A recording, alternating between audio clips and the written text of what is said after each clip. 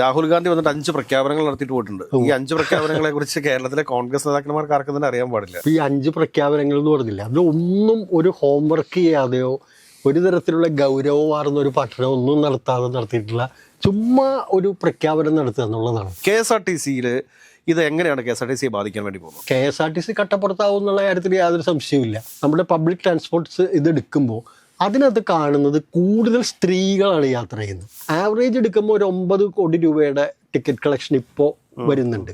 അതിൻ്റെ അങ്ങനെ കണക്ക് നമ്മൾ നോക്കുമ്പോൾ, ഈ കണക്ക് നോക്കുമ്പോൾ ഒരു 40-45% സ്ത്രീകളിൽ നിന്നാണ്. അതായത് ഇപ്പം നമ്മളൊരു 10 കോടി രൂപ എടുക്കുകയാണെങ്കിൽ നേരെ അത് സ്ത്രീകൾക്ക് സൗജന്യം കൊടുക്കുകയാണെങ്കിൽ 5.5 കോടി രൂപയിലേക്ക് ഈ വരുമാനം കുറയാനുള്ള സാധ്യതയുണ്ട്. കർണാടകത്തിനും തമിഴ്നാടിനും ചൂണ്ടിക്കാണിക്കുകയാണ്, അവിടെ കൊടുക്കുന്നില്ല എന്നൊക്കെ പറഞ്ഞുകൊണ്ട്. പക്ഷെ കർണാടകം, തമിഴ്നാട് എന്ന് പറയുന്ന ഇന്ത്യയിലെ റിച്ച് 5 സ്റ്റേറ്റുകൾ, തമിഴ്നാട്, കർണാടക, പഞ്ചാബ് തുടങ്ങിയ സംസ്ഥാനങ്ങൾ, ഒരു പുതിയ ഗവൺമെൻറ് വരാൻ പോകുന്നു, ഞങ്ങൾ ഇത്തവണ പിടിക്കും, ഞങ്ങൾ 100 സീറ്റിലധികം പിടിക്കും എന്നൊക്കെ പറഞ്ഞുകൊണ്ട് വരുമ്പോൾ ഈ ആധികാരികമായിട്ട് ജനങ്ങളുടെ മുമ്പിൽ വെക്കുന്ന കാര്യങ്ങൾക്ക് ഒരു ക്രെഡിബിലിറ്റിയും ഒരു നിലവാരവും കാര്യങ്ങളും ഒക്കെ വേണ്ടേ. ജോർജ് നമസ്കാരം. നമസ്കാരം. ജോർജ്, നമ്മുടെ ഈ രാഹുൽ ഗാന്ധി വന്നിട്ട് 5 പ്രഖ്യാപനങ്ങൾ നടത്തിയിട്ട് പോയിട്ടുണ്ട്. ഈ 5 പ്രഖ്യാപനങ്ങളെ കുറിച്ച് കേരളത്തിലെ കോൺഗ്രസ് നേതാക്കന്മാർക്ക് ആർക്കും തന്നെ അറിയാൻ പാടില്ല. ഇത് വേദിയിൽ വന്ന് ഇങ്ങനെ പ്രസംഗിച്ചു കഴിഞ്ഞപ്പോഴത്തേക്കാണ് പക്ഷേ കുറച്ച് യൂത്ത് കോൺഗ്രസ്സുകാരോടൊന്ന് ബസ് സ്റ്റാൻഡിലേക്ക് ഇങ്ങനെ സ്ത്രീകളോടൊക്കെ പറയണ്ടായിരുന്നു. വെറുതെ ഈ അറിയാൻ പാടില്ലാത്ത പിള്ളേർക്ക് എന്തും പറയാം. കാരണം എന്താ വെച്ച് കഴിഞ്ഞാൽ, അത് എന്താണെന്ന് വെച്ചാൽ ഇപ്പൊ രാഹുൽ ഗാന്ധി മറ്റേ ചായക്കടയിൽ കയറി കഴിഞ്ഞാൽ അത് അവർക്കൊരു ആവേശമാണ്. അത് പരിപ്പോട, ഇത് പരിപ്പോടാന്ന് പറഞ്ഞ് വെങ്കായം, തൈര് എന്നൊക്കെ പറഞ്ഞൊക്കെ അവർക്ക് ഭയങ്കര ആവേശമാണ്. ഇത് എന്ത് എന്നെ ബേസ് ചെയ്തുകൊണ്ടാണ് ഇവർ ഈ ആവേശം കാണിക്കുന്നത് എന്ന് മനസ്സിലാക്കുന്നത്. കാരണം ഈ നമ്മൾ ഈ ബ്രിട്ടീഷ് അടിമത്തത്തിൽ നിന്നൊക്കെ മോചിതരായിട്ട് എത്രയോ വർഷങ്ങളായിരുന്നു. ഇപ്പോഴും നമ്മൾ ഈ കോൺഗ്രസ് ഗാന്ധി രാഷ്ട്രീയത്തിന്റെ അടിമത്തത്തിൽ നിന്നും ഇന്ത്യ മോചിതമായിട്ടില്ല എന്ന് പറയുമ്പോഴത്തെ അവസ്ഥ. കാരണം കോൺഗ്രസ് എന്ന് പറയുന്നത് വലിയൊരു ദേശീയതയാണ്, അതിനൊന്നും നമ്മൾ ചോദ്യം ചെയ്യാനായിട്ടില്ല. പക്ഷേ ഇന്നൊരു ഗാന്ധി കുടുംബം എന്ന് പറയുമ്പോഴത്തേക്ക് ഇത് ഇത്ര വലിയ രക്തസാക്ഷികളുടെ പൈതൃകം പേർന്നൊരു പ്രസ്ഥാനമാണ് ഈ കോൺഗ്രസ് എന്ന് പറയുന്നത്. ആ കോൺഗ്രസിന്റെ ഇന്നത്തെ അവസ്ഥ കാണുമ്പോൾ സത്യം പറഞ്ഞു കഴിഞ്ഞാൽ പരിതാപകരം എന്നല്ല പറയാൻ വേണ്ടി സാധിക്കും. അല്ല സിബി, ഇതിനകത്ത് ഈ 5 പ്രഖ്യാപനങ്ങൾ എന്ന് പറഞ്ഞില്ല, അത് ഒന്നും ഒരു ഹോംവർക്ക് ചെയ്യാതെയോ ഒരു തരത്തിലുള്ള ഗൗരവമാർന്ന ഒരു പഠനം ഒന്നും നടത്താതെ നടത്തിയിട്ടുള്ള ചുമ്മാ ഒരു പ്രഖ്യാപനം നടത്തുക എന്നുള്ളതാണ്. അല്ല, ഇതിനകത്ത് ഏറ്റവും പ്രധാനപ്പെട്ട കാര്യം എന്ന് വെച്ചാൽ ഈ ന്യായ പദ്ധതിയിൽ തന്നെ 6000 രൂപയാണ് സ്ത്രീ നൽകാമെന്ന് പറഞ്ഞു. 3000 രൂപയാക്കിയിട്ട് ക്ഷേമ പെൻഷനിലേക്ക് ചുരുക്കി. അപ്പൊ ഞാൻ വിചാരിച്ച ന്യായ പദ്ധതി ഇവിടെ കേരളത്തിൽ അനൗൺസ് ന്യായ പദ്ധതി അതിന്റെ അർത്ഥത്തിൽ ആ അർത്ഥത്തിലും പറഞ്ഞിട്ടില്ല. UDF ആർക്കും അറിയത്തില്ലെന്നത്. ഇത് UDF വേണ്ടിയിട്ട് പ്രകടന പത്രിക ഉണ്ടാക്കാൻ വേണ്ടിയിട്ട് ഒരു ആളുകളുണ്ട്. പക്ഷെ അവർക്ക് ന്യായ പദ്ധതി അന്ന് പറഞ്ഞതിന് ശേഷം അത് പോയി, ദേറിലേക്ക് പോയി. അത് ഇത് ഇപ്പോഴത്തെ അവസ്ഥ ഇതാണ്. അപ്പൊ ഞാൻ ചോദിക്കുന്ന ഒരു കാര്യം എന്താണെന്ന് വെച്ചാൽ KSRTC നമ്മുടെ ഹോസ്പിറ്റലിന്റെ ഇൻഷുറൻസിന്റെ ഒക്കെ കാര്യം കഴിഞ്ഞ ദിവസം ചർച്ച ചെയ്തു പോയതാണ്. ഈ KSRTCയിൽ ഇത് എങ്ങനെയാണ് KSRTC ബാധിക്കാൻ വേണ്ടി പോകുന്നത്? KSRTCയിൽ ഇപ്പൊ പറഞ്ഞിരിക്കുന്നത് എന്താ വെച്ചിട്ടുണ്ടെങ്കിൽ, ഒന്ന് ഈ അക്രോസ് എല്ലാ സ്ത്രീകൾക്കുമാണ് സൗജന്യ യാത്ര എന്ന് പറയുന്നത്. അതിനകത്ത് ഏതെങ്കിലും ഒരു പ്രത്യേക ക്ലാസ്സിന് എടുത്തിട്ട് ഒരു BPL താഴെ അല്ലെങ്കിൽ ഡെയിലി ഏതെങ്കിലും കൂലിപ്പണിക്കോ ഡെയിലി വേജസിന് പോകുന്ന അങ്ങനെയുള്ള സ്ത്രീകൾക്കോ അങ്ങനെ ഒരു പ്രത്യേക ഇത് ചെയ്യാതെയാണ് ഈ അക്രോസ് എല്ലാ സ്ത്രീകൾക്കും എന്ന് പറയുന്നത്. ഇപ്പോൾ ഷീമാട്ടിലെ ബീനാക്കണ്ണൻ KSRTC ബസ്സിൽ കയറി പോകണമെന്ന് വിചാരിച്ചാൽ ഫ്രീ ആണ്. അവിടുത്തെ സെയിൽസ് പോകുന്നതിന് ഫ്രീ ആണ്. ആ ഒരു രീതിയാണ്. അത്തരത്തിൽ ഒരു അങ്ങനെ ഒരു കാര്യം കൊടുക്കുക എന്ന് പറഞ്ഞ ഒരു ഗുഡ് ഗവേണൻസ് അല്ല ഒരിക്കലും. ഗവൺമെൻറ് ഒരുക്കി കൊടുക്കേണ്ടത് ഒന്ന് ഫെസിലിറ്റീസ്, പിന്നെ അഫക്റ്റ് ചെയ്യുന്ന പാർട്ടികൾക്ക് അല്ലെങ്കിൽ സൈഡ് ലൈൻ ചെയ്യപ്പെടുന്ന അരികുവൽക്കരിക്കപ്പെടുന്ന ആളുകളെ സംബന്ധിച്ചിടത്തോളം അവരെ മുൻപന്തിയിലേക്ക് കൊണ്ടുവരുന്നതിനുള്ള ചില സൗജന്യങ്ങൾ ഇതൊക്കെ ആകാം. പക്ഷേ ഇങ്ങനെ ഒരു കാര്യത്തിലേക്ക് വരുമ്പോൾ എന്ന് പറഞ്ഞാൽ KSRTC കട്ടപ്പുറത്താവും എന്നുള്ള കാര്യത്തിൽ യാതൊരു സംശയവുമില്ല. കാരണം എന്താ വെച്ചാൽ ഇപ്പോൾ ജനുവരി 5-ാം തീയതി ഒരു കണക്ക് നമ്മൾ നോക്കുമ്പോൾ ഹയസ്റ്റ് റവന്യൂ KSRTC കിട്ടിയിരിക്കുന്ന അന്നാണ്. 13.01 കോടി രൂപയാണ് അന്നത്തെ വരുമാനം. അതിന് ടിക്കറ്റ് വരുമാനം മാത്രം 12.18 കോടി രൂപയാണ്. സിബി, ഇവിടെ നമ്മൾ ശ്രദ്ധിക്കേണ്ട ഒരു കാര്യം എന്ന് വെച്ചാൽ, നമ്മൾ KSRTC ഉൾപ്പെടെ പ്രൈവറ്റ് ബസ് ഉൾപ്പെടെ നമ്മുടെ പബ്ലിക് ട്രാൻസ്പോർട്ട്സ് ഇതെടുക്കുമ്പോൾ അതിനകത്ത് കാണുന്നത് കൂടുതൽ സ്ത്രീകളാണ് യാത്ര ചെയ്യുന്നത്. അതിൻ്റെ കാരണം എന്ന് വെച്ചാൽ പുരുഷന്മാർക്ക് മൊബിലിറ്റി കുറച്ചും കൂടി എളുപ്പമാണ്. കാരണം എന്ന് വെച്ചാൽ അവർ ബൈക്ക് ഉപയോഗിക്കുന്നവരുണ്ട്, കാറിന് വരുന്നവരുണ്ട്, അല്ലെങ്കിൽ ഷെയർ ചെയ്ത് അങ്ങനെ പോകുന്ന സ്ത്രീകളെ സംബന്ധിച്ചിടത്തോളം ഈ പബ്ലിക് ട്രാൻസ്പോർട്ട് സിസ്റ്റം ഉപയോഗിക്കേണ്ട ഒരു കാര്യമുണ്ട്. പ്രത്യേകിച്ച് പീക്ക് അവേഴ്സിൽ, രാവിലെയും വൈകുന്നേരത്തെ സമയം നമ്മൾ എടുക്കുകയാണെങ്കിൽ പീക്ക് അവേഴ്സിൽ അവർക്കത് ഉപയോഗിക്കേണ്ടി വരുന്നുണ്ട്. അപ്പം നമ്മൾ ശ്രദ്ധിക്കേണ്ട ഒരു കാര്യം, ആരാണ്, ഏത് വിഭാഗം സ്ത്രീകളാണ് പീക്ക് അവേഴ്സിൽ യാത്ര ചെയ്യുന്നത്? പീക്ക് അവേഴ്സിൽ യാത്ര ചെയ്യുന്നത് തീർച്ചയായിട്ടും സർക്കാർ ജീവനക്കാരായ സ്ത്രീകൾ, ബാങ്കുകളിലോ മറ്റ് പൊതുമേഖലാ സ്ഥാപനങ്ങളിലോ വർക്ക് ചെയ്യുന്ന സ്ത്രീകൾ, അല്ലെങ്കിൽ ഹൈലി പെയ്ഡ് ആയിട്ടുള്ള വിഭാഗം ആളുകളാണ് യാത്ര ചെയ്യുന്ന സ്ത്രീകളുടെ 90%. അത് നമുക്ക് വേണമെങ്കിൽ ഒബ്സർവ് ചെയ്താൽ കാണാം. രാവിലെ ഏതെങ്കിലും ബസ് സ്റ്റോപ്പിലോ ബസ് സ്റ്റാൻഡിലോ എവിടെയെങ്കിലും പോയി ഞാനത് ഒബ്സർവ് ചെയ്തിട്ട് പറയുന്ന ഒരാളാണ്. അപ്പോൾ അത് ആ ആളുകൾക്ക് ഹൈലി പെയ്ഡ് ആണ്. ആവറേജ് ഒരു സാലറി 60,000 മുകളിൽ 70,000 ആ റേഞ്ചിൽ സാലറി കിട്ടുന്ന ആളുകളുണ്ട്. അവരെ സംബന്ധിച്ചിടത്തോളം ഒരു പൊതുമേഖലാ സ്ഥാപനം എന്തിനാ അവരെ ഫ്രീ ആയിട്ട് കൊണ്ടുപോകുന്നത്? ആ ഒരു പ്രശ്നം. അപ്പം അങ്ങനെ വരുമ്പോൾ നമ്മൾ ഈ 12.18 കോടി രൂപ ഒരു ദിവസത്തെ ടിക്കറ്റ് കളക്ഷൻ, ഞാൻ പറഞ്ഞത് ഹയസ്റ്റ് ഒന്നാണ്. ആവറേജ് എടുക്കുമ്പോൾ ഒരു 9 കോടി രൂപയുടെ ടിക്കറ്റ് കളക്ഷൻ ഇപ്പോൾ വരുന്നുണ്ട്.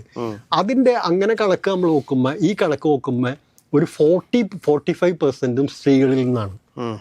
അതായത് ഇപ്പം നമ്മളൊരു 10 കോടി രൂപ എടുക്കുകയാണെങ്കിൽ നേരെ അത് സ്ത്രീകൾക്ക് സൗജന്യം കൊടുക്കുകയാണെങ്കിൽ 5.5 കോടി രൂപയിലേക്ക് വരുമാനം കുറയാനുള്ള സാധ്യതയുണ്ട്. ഇപ്പൊ തന്നെ KSRTCക്ക് കഴിഞ്ഞ 9 വർഷത്തിനിടയിൽ സർക്കാർ കൊടുത്തിരുന്ന ധനസഹായം എത്രയാണ്? കെൻ ബാലഗോപാൽ പറഞ്ഞ 12,906 കോടി രൂപയാണ്. എത്ര വർഷമായിട്ട്? 9 വർഷത്തിനിടയിൽ കൊടുത്തിരിക്കുന്നത്.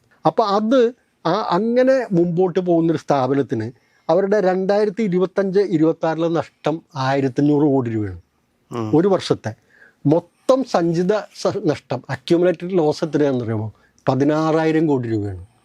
ഈ നിലയിൽ നിൽക്കുന്ന ഒരു സ്ഥാപനത്തെ ഒന്നും ആലോചിക്കാതെ, എന്ത് പഠനമാണ്, അതാണ് നമ്മൾ കഴിഞ്ഞ ദിവസം ഡിസ്കസ് ചെയ്തൊരു കാര്യമുണ്ട്, ഓർക്കേണ്ടത്. അതായത് നിങ്ങൾ ബദൽ മാർഗം പറയൂ.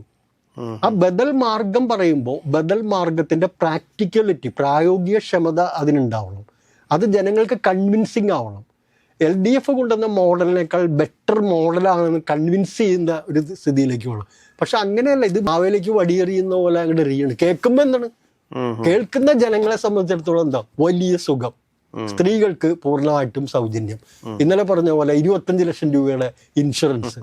ഇതെങ്ങനെ എടുത്ത് കൊടുക്കും? എങ്ങനെയാണ് സംസ്ഥാനത്തിന്റെ? അതിന്റെ ഒക്കെ പിന്നെ വലിയ സ്കാം ഉണ്ട്. അത് നമ്മൾ സ്കാമിന്റെ പ്രശ്നം വേറെയുണ്ട്. വീഡിയോ ചെയ്തു. അതെ. അതേ സമയത്ത് കർണാടകത്തിനും തമിഴ്നാടിനെയും ചൂണ്ടിക്കാണിക്കുകയാണ്, അവിടെ കൊടുക്കുന്നില്ല എന്നൊക്കെ പറഞ്ഞുകൊണ്ട്. പക്ഷെ കർണാടകം, തമിഴ്നാട് എന്ന് പറയുന്ന ഇന്ത്യയിലെ റിച്ച് 5 സ്റ്റേറ്റുകൾ, ഏറ്റവും വരുമാനമുള്ള 5 സ്റ്റേറ്റുകൾ, അതായത് ആ പട്ടികയിൽപ്പെടുന്ന സംസ്ഥാനങ്ങളാണ് തമിഴ്നാട്, കർണാടക, പഞ്ചാബ് തുടങ്ങിയ സംസ്ഥാനങ്ങൾ. കാരണം അവർക്ക് അവരുടെ തനത് നികുതി വരുമാനം ഹൈ ആണ്. വ്യവസായങ്ങളുണ്ട്. മഹാരാഷ്ട്ര ഏറ്റവും കൂടുതൽ വരുമാനമുള്ള സംസ്ഥാനം മഹാരാഷ്ട്രയാണ്. അതുപോലൊരു സംസ്ഥാനമല്ല കേരളം. അപ്പോൾ ആ സംസ്ഥാനത്തിന്റെ പരിമിതികൾക്കുള്ളിൽ നിന്നുകൊണ്ട് ഒരു ഡിസ്കഷനോ ഒരു തരത്തിലുള്ള പ്ലാനിങ്ങോ ഒന്നുമില്ലാതെ എയറിലേക്ക് കുറെ വടികൾ എറിയുകയാണ്. അപ്പൊ കേൾക്കുമ്പോൾ വലിയൊരു ആവേശവും സുഖമാണ്. ഈ പറഞ്ഞ പോലെ കോൺഗ്രസിന്റെ ആളുകൾക്കൊക്കെ ജനങ്ങളോട് ഒന്ന് പറയാനൊക്കെ ഞങ്ങൾ സൗജന്യം കൊടുക്കാൻ പോകുന്നു എന്നുള്ള രീതിയാണ്. അപ്പം ഇതിനകത്ത് വലിയൊരു പ്രശ്നം അവിടെ അവശേഷിക്കുകയാണ്. മറ്റൊരു പ്രധാനപ്പെട്ട പ്രശ്നം എന്ന് പറയുമ്പോൾ, ഈ കേരളത്തിലെ ഏറ്റവും കൂടുതൽ സമരം നടന്നിട്ടുള്ളത് എന്ത് കാര്യത്തിനാണെന്ന് അറിയാമോ? സിബി ഓർക്കുന്നുണ്ട്. പ്രത്യേകിച്ച് വിദ്യാർത്ഥി സമരം നടന്നിട്ടുള്ളത് കൺസെഷന് വേണ്ടിയിട്ടാണ്. അവിടെ എന്താണ്? കൺസെഷനാണ്, നോട്ട് ഫ്രീ. നാളിതുവരെ, അതായത് AK ആന്റണിയുടെ കാലത്തെ ഒരണ സമരം മുതൽ, ബോട്ടിൽ അന്ന് യാത്ര ചെയ്യുന്നതിന് ഒരണ സമരം മുതൽ ഓരോ വർഷവും കൺസെഷൻ്റെ പേരിൽ നടന്നിട്ടുള്ള സമരങ്ങൾ, എൻ്റെയൊക്കെ ചെറുപ്പകാലത്ത് നിരവധിയായ സമരങ്ങൾ, അടി ഇടി ഒക്കെ ഉണ്ടായിട്ടുള്ള സംഭവമാണ്. പക്ഷെ എന്നിട്ട് പോലും ഇത്രയും വർഷമായിട്ടും കേരളത്തിലെ പൊതുഗതാഗത മേഖലയിൽ സ്റ്റുഡൻസിന് കൺസെഷനേ ഉള്ളൂ, ഫ്രീ യാത്രയില്ല. എന്നാൽ വിദ്യാർത്ഥികൾക്ക് ഫ്രീ യാത്ര എന്ന് പ്രഖ്യാപിച്ചിരുന്നെങ്കിൽ പിന്നെയുണ്ട്. അപ്പൊ അവിടെ അങ്ങനെയുള്ള ഒരു കാര്യങ്ങളൊന്നും പരിഗണിക്കാതെ ഒരു ചുമ്മാ പ്രൊപ്പഗാൻഡ, അല്ലെങ്കിൽ ആളുകളെ ഏതെങ്കിലും രീതിയിൽ പ്രത്യേക സ്വപ്ന ലോകത്തേക്ക് കൊണ്ടുപോകുന്ന തരത്തിലേക്ക് കൊണ്ടുപോകും. ഇതിന് ഒരു പ്രായോഗികതയും ഒന്നും പരിഗണിക്കാതെ ചെയ്യുന്ന നിർദ്ദേശങ്ങൾ. രാഹുൽ, നമ്മൾ കഴിഞ്ഞ ദിവസം പറഞ്ഞു, ഈ BJP പ്രൊജക്റ്റ് പെയിന്റ് ചെയ്തിരിക്കുന്നത് ഇവിടെ പിണറായി വിജയൻ ചിരിക്കാത്ത മുഖ്യമന്ത്രി എന്ന് പറയുന്ന പോലെ അവിടെ BJP പെയിന്റ് ചെയ്ത് വെച്ചിരിക്കുന്നത് പപ്പുമോനായിട്ടാണ്. ശരിക്കും അതേ പപ്പുമോൻ എന്നുള്ള രീതിയിലാണ് ഈ പ്രഖ്യാപനങ്ങളൊക്കെ നടത്തിയത്. അല്ല, ഇതിപ്പോ രാഹുൽ ഗാന്ധി നടത്തിയിരിക്കുന്ന ഒരു പ്രഖ്യാപനം എന്നത് ഇത് എഴുതി കൊടുത്തിരിക്കുന്നത് വായിച്ചു എന്ന് മാത്രമേ ഉള്ളൂ. കാരണം ഇത് അതിന്റെ ആധികാരികതയെ കുറിച്ചൊന്നും പുള്ളി ഇത് പഠിച്ചിട്ടുണ്ടാവത്തില്ല. അല്ല, അതാണ് പ്രശ്നം. അപ്പോൾ ഒരു കാര്യം, ഒരു പുതിയ ഗവൺമെന്റ് വരാൻ പോകുന്നു, ഞങ്ങൾ ഇത്തവണ പിടിക്കും, ഞങ്ങൾ 100 സീറ്റിലധികം പിടിക്കും എന്നൊക്കെ പറഞ്ഞുകൊണ്ട് വരുമ്പോൾ ഈ ആധികാരികമായിട്ട് ജനങ്ങളുടെ മുമ്പിൽ വെക്കുന്ന കാര്യങ്ങൾക്ക് ഒരു ക്രെഡിബിലിറ്റിയും ഒരു നിലവാരവും കാര്യങ്ങളും ഒക്കെ വേണ്ട. ആരെങ്കിലും എഴുതി കൊടുത്താൽ ഇതിനകത്ത് ഏറ്റവും പ്രധാനപ്പെട്ട കാര്യം എന്താണെന്ന് ചോദിച്ചു കഴിഞ്ഞാൽ, ദേശീയ തലത്തിൽ ഈ രാഹുൽ ഗാന്ധിയെ സംബന്ധിച്ചിട്ട് ഇപ്പോൾ വോട്ട് ചോറി വിവാദം ഉയർത്തിക്കൊണ്ടുവന്നു. അതിന്റെ ഏതെങ്കിലും തരത്തിലുള്ള എന്തെങ്കിലും ഒരു ഫോളോ അപ്പ് എവിടെയെങ്കിലും നടന്നിട്ടുണ്ടോ? ഒന്നും ഉണ്ടായിട്ടില്ല. അവിടെ രണ്ട് പത്രസമ്മേളനം നടത്തി മാധ്യമങ്ങളുടെ ശ്രദ്ധ പിടിച്ചു, കുറച്ച് ചർച്ച മെക്സിക്കോയിലൊരു ബ്രസീലിലെ ഒരു മോഡലിന്റെ പേര് അവിടെ ഉണ്ടെന്നൊക്കെ പറഞ്ഞ് ഒരു ഡ്രാമാറ്റിക് പത്രസമ്മേളനം നടത്തി. അതിനപ്പുറത്തേക്ക് എന്താ നടന്നത്? ഒരു ലീഗൽ ആക്ഷൻ ടേക്കപ്പ് ചെയ്യാൻ വേണ്ടി പറ്റിയില്ല. ഒരു കേസിന് പോകാൻ പറ്റില്ല. ഒരു മാസ് സ്ട്രൈക്ക്, ഒരു അജിറ്റേഷനിലേക്ക് പോവുക. ദേശീയ തലത്തിൽ പരാജയപ്പെട്ടിട്ടുള്ള ഒരു ദേശീയ നേതാവാണ് കേരളത്തിൽ വന്നിട്ട് പ്രാദേശിക പൊളിറ്റിക്സ് സംസാരിക്കുന്നത്. അതാണ് ഈ പറഞ്ഞ. ഇപ്പൊ തന്നെ കേരളത്തിൽ ഇവിടെ വന്നപ്പോ പറഞ്ഞ വേറൊരു കാര്യം എന്താണ്, ഈ CJP ആണെന്ന് പറഞ്ഞു. BJPയുമായിട്ട് ചേർന്ന് ഇന്ത്യ മുന്നണി പുറത്താക്കണം. CJP അപ്പൊ ഇന്ത്യ മുന്നണിയുടെ നേതൃത്വത്തിലിരിക്കുന്ന ഒരാളാണ് അത്തരത്തിൽ വന്നിരിക്കുന്ന അലിഗേഷൻ ഇവിടെ ഉന്നയിക്കുന്നത്. അപ്പോൾ അതാണ് ഞാൻ പറയുന്നത്. നമ്മൾ കഴിഞ്ഞ പല ചർച്ചകളിലും നമ്മൾ പറഞ്ഞിട്ടുള്ള കാര്യമാണ്, കോൺഗ്രസ് ഇന്ത്യ മഹാരാജ്യത്തെ ഈ BJP ഭരണത്തെ മാറ്റുന്നതിനുള്ള റെസ്പോൺസിബിൾ ആയിട്ടുള്ളൊരു ഒപ്പോസിഷനായിട്ട് പ്രവർത്തിക്കുന്നില്ല. ഒപ്പോസിഷൻ ലീഡർക്ക് ആ ഒരു റോള് നിർവഹിക്കാൻ കഴിയുന്നില്ല. അതാണ് ഇന്നത്തെ പ്രശ്നം. ഈ KSRTCയുടെ വിഷയത്തിലേക്ക് വരുമ്പോൾ കൗതുകകരമായൊരു കാര്യമുള്ളൂ. ഞാൻ ആലോചിക്കുക, ഈ ഗവൺമെൻറ്റിൻ്റെ ബസ്സിൻ്റെ രംഗത്ത് എപ്പോഴും പ്രൈവറ്റ് ബസ് ഓപ്പറേറ്റേഴ്സ് ഗവൺമെൻറ്റിനെ മുൾമുനയിൽ നിർത്തുന്ന സംഭവമാണ്. ഞങ്ങൾ നാളെ മത്സരമാണ്, കൺസെഷൻ പറ്റില്ല, അങ്ങനെയാണ്. പക്ഷേ എന്താണെന്ന് എനിക്കറിയില്ല, രാഹുൽ ഗാന്ധിയുടെ ഈ പ്രസ്താവനയെക്കുറിച്ച് പ്രൈവറ്റ് ബസ് ഓപ്പറേറ്റേഴ്സ് ഒന്നും വേണ്ടിയിട്ടില്ല. കാരണം 50% KSRTC സ്ത്രീകളെ ഫ്രീ ആയിട്ട് കൊണ്ടുപോവുകയാണെങ്കിൽ സ്വാഭാവികമായിട്ടും ഈ സ്ത്രീ യാത്രക്കാർ പ്രൈവറ്റ് ബസ്സുകൾ ഉപേക്ഷിച്ച് ഈ KSRTCയിലേക്ക് അവര് പ്രതികരിക്കേണ്ട ആവശ്യമില്ല. അവരടുത്ത പ്രാവശ്യം വോട്ട് LDFന് ചെയ്താൽ പോരെ, അതുകൊണ്ട് കഴിഞ്ഞല്ലോ. UDF അധികാരത്തിൽ വന്നാൽ മാത്രമല്ല ഈ ഒരു കാര്യത്തെ കുറിച്ച് ചിന്തിക്കേണ്ടതുള്ളൂ. പക്ഷേ എങ്കിൽ പോലും ഒരു പ്രതികരണം പോലും ഇല്ല എന്നുള്ളതൊരു വലിയ കഥയുള്ള കാര്യം. നമുക്ക് ഏറ്റവും കൂടുതൽ കൺക്ലൂഡ് ചെയ്യാൻ പറ്റുന്ന കാര്യം എന്താണെന്ന് ചോദിച്ചു കഴിഞ്ഞാൽ, ഇതുപോലെയുള്ള മണ്ടൻ പദ്ധതികളും പരിപാടികളുമായിട്ട് വന്നു കഴിഞ്ഞാൽ UDF ഒരു കാരണവശാലും അധികാരത്തിലെത്തില്ല എന്ന് പറഞ്ഞുകൊണ്ട് അതാണ് പ്രശ്നം. നമ്മൾ കേരളത്തിനെ സംബന്ധിച്ച് ഈ LDF മുന്നോട്ട് വെച്ച ആശയങ്ങളെ അവരെതിർക്കുമ്പോൾ തന്നെ അവർക്ക് ജനങ്ങൾക്ക് മനസ്സിലാവുന്ന ഭാഷയിൽ ബോധ്യപ്പെടുന്ന വിധത്തിൽ, കൺവിൻസിങ് ആവുന്ന വിധത്തിൽ ഒരു പരിപാടി വയ്ക്കുന്നതിനോ ഒരു കാര്യങ്ങൾ മുന്നോട്ട് അവതരിപ്പിക്കുന്നതിനോ കഴിയില്ല. പകരം അന്തരീക്ഷത്തിലേക്ക് കുറേ സാധനങ്ങൾ വാരി എറിയുകയാണ്.